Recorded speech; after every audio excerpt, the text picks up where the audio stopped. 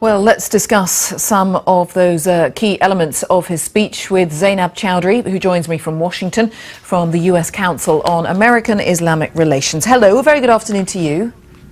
Good afternoon. Thank you for having me. Well, some very strong rhetoric there from Donald Trump, perhaps not surprising given what we've become used to from him. The security of America is under threat from what he called brutal Islamic terrorism. What did you make of what you heard last night?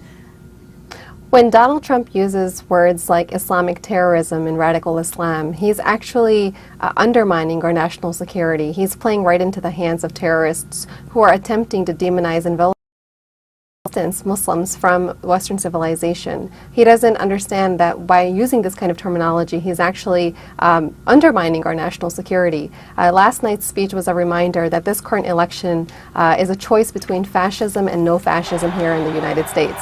He's billing himself as a cure-all, as a fix-it-all for our country's problems. But we know in reality, these kind of things, it's like most products, reality is not what we see on television. He's painting America out to be Gotham City, and he's making himself to be Batman, who's going to come and rescue and save the entire country. But yet he has not outlined any clear plan or any strategy to help make that happen. It's very frightening. Well, something of a policy that he did touch on when he said we must immediately suspend immigration from any nation that has been compromised by terrorism until such time as proven vetting mechanisms have been put in place. Now, presumably he's making those sort of promises because he feels a lot of people in America, some people, want that. They want that. They will vote for it. He's saying things that he thinks are going to be popular.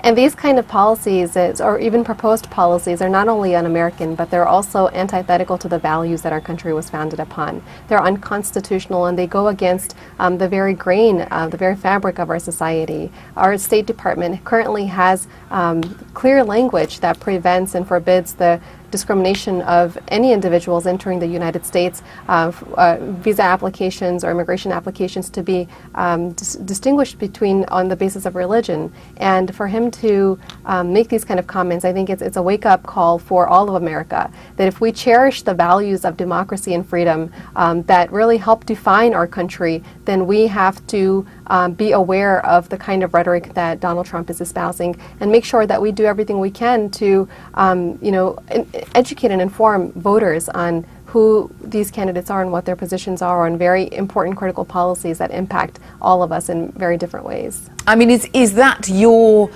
task for the coming months? There's still a few more months until the election. Do you feel under pressure to really try to get out into perhaps the key swing states and articulate exactly what you've just said to me?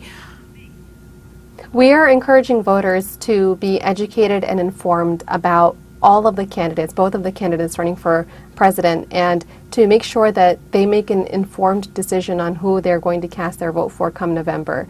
This is an election that there's so much more at stake than any election in recent history. And it really has the potential to change the direction that our country is heading in over the course of the next 4 years. We cannot afford to sleep on this particular election. Donald Trump says that terrorism is a threat to our democracy, it's a threat to our way of life. This is especially true when we allow these threats to change our freedoms, to undermine our freedoms. When we're allowing fear-mongering and hatred and bigotry to divide our country and to pit people against one another and to pit groups against one another, it's a wake-up call that we really have to reevaluate the way that we're approaching terrorism and terrorist organizations and determine what's the best way to move forward. Is dividing our country really going to make us safer? And I think that's a question that all Americans have to ask ourselves now.